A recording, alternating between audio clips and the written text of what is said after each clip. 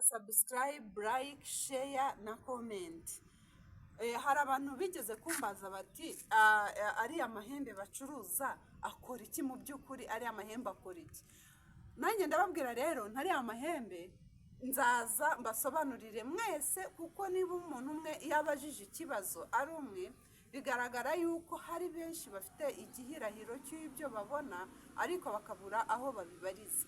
Namubwiye yuko nzabasobanurira kuri channel Scovia TV show, kugira ngo n'abandi bashidikanyagaho bibaza bati ari amahembe ava hehe cyangwa ari amahembe akora iki.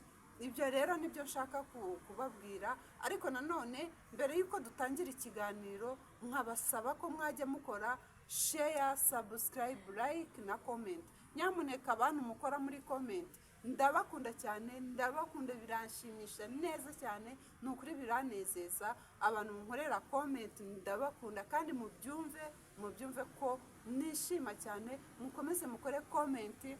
Hari abanenga muri comment ntabibona, hari abambwira bati jya bigenza gutya na gutya nkabibona, kandi koko bikampa inzira yuko ngomba gukosora. Nukuri mukomeze munyandikire mumbwire.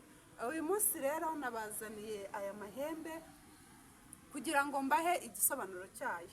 Aya mahembe ni ukuvuga ko iyo babazi inka, amahembe ntibayajugunya. Ikintu cyose cyabaye imari, aya mahembe ntabwo bayajugunya.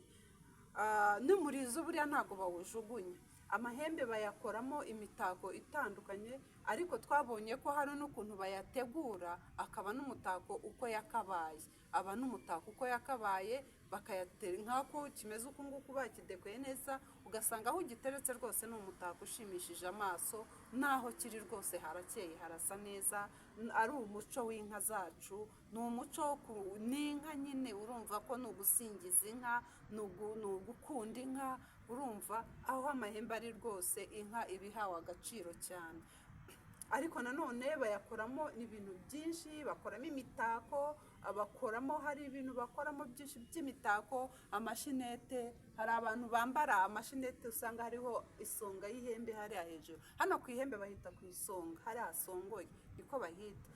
Muzajya mubona rero abantu bambaye udushenete turiho utuntu dukoze mu ihembe.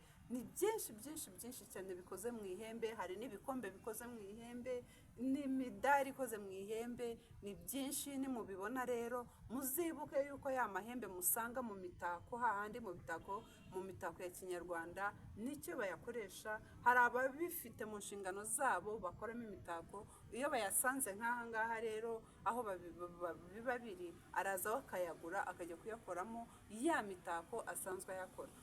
Hari abantu bambwiye bati video waduhaye ba bantu wavugaga ntago twababonye, ariko rero ba bantu reka nkubwire, hari anahise mbikatinga uko byari ibintu nyamara biteye ubwoba, kuko nanjye na telefone nari nyifite mu buryo buteye n'ibintu byantunguye. Ariko uyu munsi nabashije noneho ya video kuyazana yose uko yakabaye yose, kuko nagira hari anahise nkatinga, narakatinze mbona ubundi buryo bwo gufata amavideo.